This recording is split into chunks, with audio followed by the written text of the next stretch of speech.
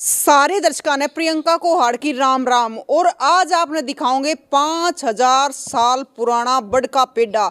और आप देखोगे कि यो इतना पुराना बड़ है कि मतलब इतना नुका है कि मतलब कलयुग का जड़ेता आरंभ होया था। यो पेड़ उस टाइम का है जो अभिमन्यु का लड़का था परीक्षित, तो उसके राजकाज में मतलब ये पेड़ा है उससे टाइम का यो आड़ा है। अगर दूर तो दिखा देवे कि कितना बड़ा है यो। और एक बार आपने यो तो दिखता ही होगा, इसका नाम है अक्षय वट वृक्ष यानी दिव्य वृक्ष वट वृक्ष है यो। और दूर तो ही फैला हुआ है। एक बार नीचे देखो आप, नीचे मतलब पूरा का पूरा सारा का सारा जो गांव है नीचे बसा हुआ है। जो तीर्थ है, इस तीर्थ तक कितनी ऊंचे पे है, तो कितने ऊंचे टिल्ले पे है यो, कितनी ऊंचाई पर हम खड़े हैं, दूसरी तीसरी मंजिल पर खड़े हैं हमें। और इतनी ऊंचे टिल्ले पे और यो वट वृक्ष है, जो पेड़ा है, जो बरगद का पेड़ है, जो बड़ है, इतने ऊंचे पे है। और चारों तरफ तो इसकी वो कर रखी भी, कोई तोड़े ना और ना करे, तो जाली लगा रखी चारों तरफ है। क्योंकि जो इसकी टहनियाँ है वे नीचे नीचे टिग्गी है धरती में, तो इसने सपोर्ट भी दे रखी। लेकिन बहुत ज़्यादा बड़ी बड़ी इसकी टहनियाँ है, घनी दूर तक फैल रही है। और आप देखो नीचे मतलब कितने ऊंचे टिल्ले पे आपने नजर भी आ जाएगा कि आड़ा हम खड़े हैं, चढ़े आड़ा ही वट वृक्ष है। इससे भी ऊंचे पे मतलब उस तरह नीचे उतर के आगे हैं। और इससे नीचे घर घर है, जो जो पूरा का पूरा तीर्थ है, कितनी नीचे है तो सुखदेव तीर्थ है यो। तो सारा पूछेंगे भी कितना पुराना यो पेड़ा है। आड़ई भी हरिया भरिया है, नुकु में कदे पतझड़ भी नहीं आता इस पे, बहुत कम पतझड़ होगा। अगर इसकी शाखाएं देखोगे तो बहुत विशाल है, दूर तक इसकी टहनी फैली हुई है। और ये बिल्कुल बीच में है, एक ऊंचे टिल्ले पे है। राम राम जी। क्या नाम है सर? रविंद्र शर्मा। तो सर मतलब ये जो अगर पेड़ है जो यहाँ पे है, तो इसके बारे में कितना पता है आपको? ये देखिए, ये जो वटवृक्ष है ये दिव्य वटवृक्ष है। अच्छा। आज से 5000 वर्ष पूर्व सुखदेव जी महाराज ने राजा परीक्षित को इसी वटवृक्ष की छत्र छाया में बैठ के भागवत कथा का ज्ञान प्राप्त कराया था। ये जो कथा है वो महाभारत काल से जुड़ी हुई है। जब परीक्षित अश्वत्थामा ने ब्रह्मास्त्र का प्रयोग किया था लास्ट में कि इनके वंश में कोई न बचे, तो भगवान ने सुदर्शन चक्र से उस बालक के गर्भ में रक्षा की। तो वो बालक आगे चल के परीक्षित के नाम से विख्यात हुआ। और परीक्षित के समय में कलयुग का आगमन हुआ। और कलयुग के वजह से परीक्षित से एक ऋषि का अपमान हो गया, गले में सर्प डाल दिया कि मुझे जल नहीं दे रहा, मैं राजा हूँ, मुझे प्यास लगी हुई है। तो जब जल नहीं मिला तो उन्होंने मरा हुआ सर्प अपने गले में डाला। तो उन ऋषि के पुत्र को पता चला कोई राजा आया और बाबा के गले में सर्प डाल गया। उनको बड़ा क्रोध आया, तो उन्होंने कहा अरे संत महात्माओं गले में फूलों की माला की जगह सर्प डाल रहे हैं, तब ये प्रजा के साथ क्या करेंगे, तो उनको अभी दंड देता हूँ। तो नदी का जल लेके श्राप दिया, सर्प डाला है तो सर्प पे काटने से मृत्यु हो जाएगी 7 दिन के अंदर। फिर राजा परीक्षित हस्तिनापुरी गद्दी अपने बड़े पुत्र जन्मेजय को देके इस स्थल पे आए थे। तो त्रिकालदर्शी संत महात्मा यहाँ प्रकट हुए, मेरी मुक्ति कैसे होगी, मैं प्रेत नहीं बनना चाहता, कुछ तो उपाय करो कि जिसने घर में रक्षा करी उन्हीं का ध्यान करो। तो भगवान का ध्यान किया। भगवान ही सुखदेव मुनि के रूप में प्रकट हुए यहाँ। 6 दिन तक भगवान की कथा सुनाई और 7वें दिवस एक क्रिया सिखाई, अष्टांग योग। तो योग के द्वारा अपने अच्छे से प्राण निकाल दिए। तक्षक आया, देखा राजा बैठा, जाकर डंक मारा, तो मरे हुआ क्या हमारा, उसमें प्राण तो है ही नहीं। तो शराब भी पूरा होगा, इनको मोक्ष मिल गया। जो फल भगवान के साथ में रहने से पांडवों को नहीं मिल पाया, वो फल परीक्षित को प्राप्त हो गया। पांडवों को मिला स्वर्ग और परीक्षित को मिला मोक्ष, जिस मोक्ष के लिए देवता भी तरसते हैं। तो ये वटवृक्ष आपने देखा होगा, वटवृक्षों में धाड़ियाँ बहुत लटकती है। तो इस वटवृक्ष में वो चीज़ नजर नहीं आती। पतझड़ के समय में भी और पेड़ों से हरा भरा स्थिति रहती है। और जितनी भी कथाएं हुई शास्त्रों में वो सब वटवृक्ष के नीचे हुई। शंकर भगवान ने पार्वती को कथा सुनाई कैलाश पर्वत पे वटवृक्ष के नीचे। सुखदेव जी ने परीक्षित को सुनाई वटवृक्ष के नीचे। नैमिषारण्य में सूत जी ने सोनकादि ऋषि को सुनाई वटवृक्ष के नीचे। मैत्री जी ने विदुर को सुनाई हरिद्वार में वटवृक्ष के नीचे। और चरणदास जी महाराज हुए अभी 300 साल पहले, इनको सुखदेव जी ने गोद में बिठाकर पेड़े का प्रसाद दिया, वो भी बड़ के नीचे। 300 साल पहले चमत्कार हुआ, इसे बहुत कम लोग जानते हैं। राजस्थान में अलवर जिला है, तो अलवर से एक रोड जाती है भै रोड, तो वहाँ एक गांव पड़ता है डेहरा शाहपुरा। तो गांव के जमींदार के यहाँ इनका जन्म हुआ। छोटे बच्चे थे, गांव के बाहर खेल रहे थे, पत्ते की चक्री बना के। सुखदेव जी का दर्शन हुआ नदी किनारे।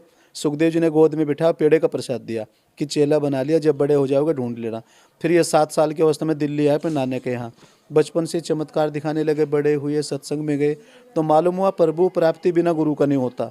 फिर गुरु की तलाश में यहाँ पे आए तो सुखदेव महाराज का फिर दर्शन हुआ, बचपन की याद दिलाई और यहाँ दीक्षा दिया, तो तब नाम रखा चरणदास।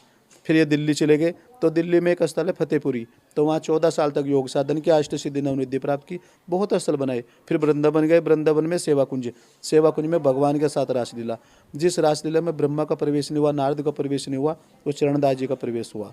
और 52 शिष्य हुए, 52 गद्दी स्थापित की। सबसे ज़्यादा गद्दी हरियाणा में ही हुई।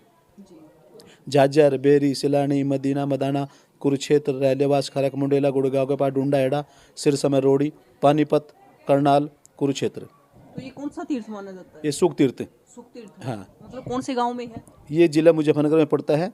दिल्ली से 130 किलोमीटर, जनपद मुजफ्फरनगर से 28 किलोमीटर गंगा तट पर स्थित है। इस गांव का नाम क्या है? शुकतार, सुखतार। जो शुक्रताल भी बोल देते हैं। सुखतार। हाँ, शुकतार का मतलब होता है सुखदेव जी ने राजा परीक्षित को भागवत कथा सुना के भवसागर से तार दिया, तो गांव में पड़ने के कारण शब्द का अपभ्रंश हो गया शुक्रताल।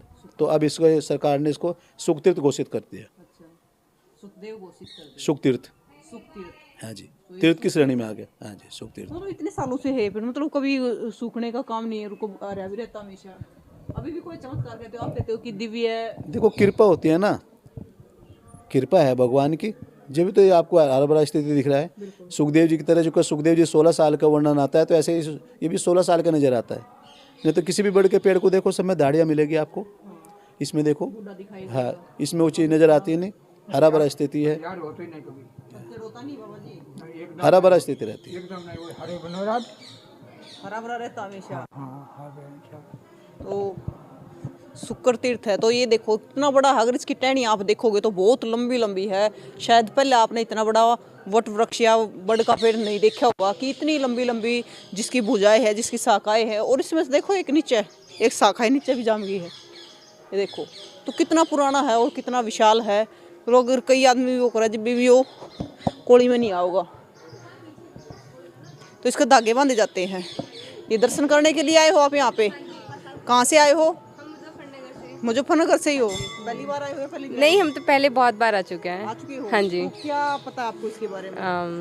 यहाँ इसलिए आते पे हो दर्शन करने के लिए? तोता मैना के और सुखदेव जी के पेड़ के अच्छा, दर्शन ये कौन सा तीर्थ है? ये शुक्रताल। शुक्रताल तीर्थ। हाँ जी। अच्छा, तो मतलब क्या कथा प्रचलित है? इतना इतना पुराना है ये बताओ। बहुत पुराना मंदिर है ये। बहुत पुराना है। हाँ जी। तो कह रहे कि 5000 साल पुराना हाँ जी, इतना तो है। है। हाँ जी। देखो आप पढ़े लिखे हो तो मानते हो इन चीजों को? हाँ जी, हम तो मानते मानते हो? हैं जी। अच्छा, तो ताई से बात करें। राम राम ताई। राम राम ताई। राम राम ताई। तो ताई आप कितने सालों से आ रहे हो यहाँ पे? पहली बार है। पहली बार आए हो? हाँ। अच्छा, तो कैसे पता चला आपको?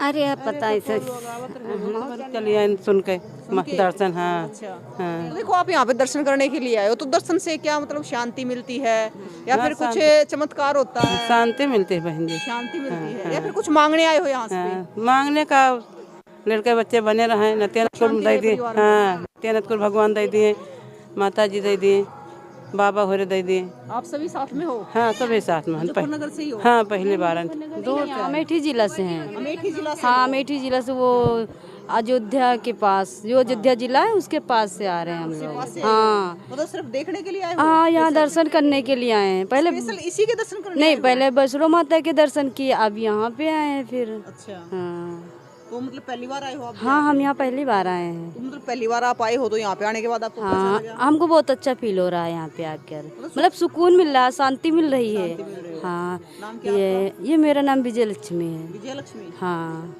तो आप भी सब साथ में आए हो सर? तो आप भी वहीं से हो? जी, हम लोग भी वही अमेठी डिस्ट्रिक्ट से हैं। अच्छा, मतलब आपने इससे पहले इतना बड़ा वट वृक्ष या बड़ का पेड़ देखा है कभी? नहीं, मैं तो यहाँ पर कितनी बड़ी भुजाएं है इसकी? मैं तो यहाँ एक बार पहले भी आ चुका पहले हूँ। भी आ चुके हो? जी। अच्छा, तो देखो कितना है ना, इतना मैंने तो पहले, अगर इतना पुराना पेड़ हो भी जाए और वो भी बरगद का, तो डाढ़ी आ जाती है उसको। जी जी जी। नहीं, हमारे वहाँ पर भी था एक बड़ा सा पेड़, अब तो नहीं है, गिर गया है। जी, पहले था। 5000 में डंठल लटके हुए हैं मैम जी।